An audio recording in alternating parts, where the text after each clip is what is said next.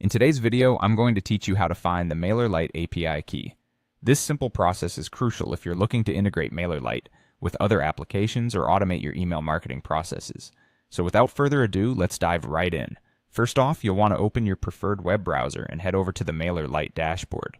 You can easily do this by entering the URL dashboard.mailerlite.com.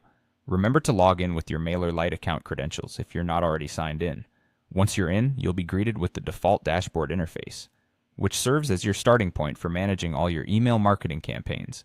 Now, to access your API settings, look over to the left-hand side of the screen. You should see a navigation menu. From this menu, locate and click on the Integrations option. This will take you directly to the Integrations page, where you can manage different app connections and API settings.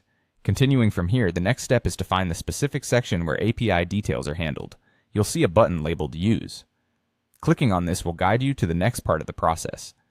This interface deals specifically with API services, and it's where we can generate new tokens as needed. To proceed, click on Generate New Token.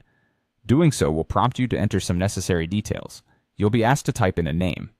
This name is typically something that will help you identify the purpose or use of this API key later on.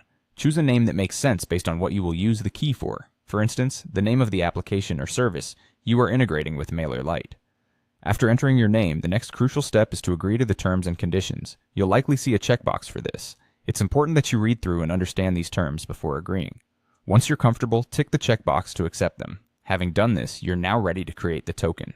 Look for the Create Token button and click it. This action will generate your new API key, which you can now use with other services. MailerLite will display the token on screen, but keep in mind that it may not be shown again, so it's vital to store it safely. Finally, there's the option to copy the token. Click on this button to copy the new API key to your clipboard. From here, you can paste it into the relevant application or integration setup that requires it.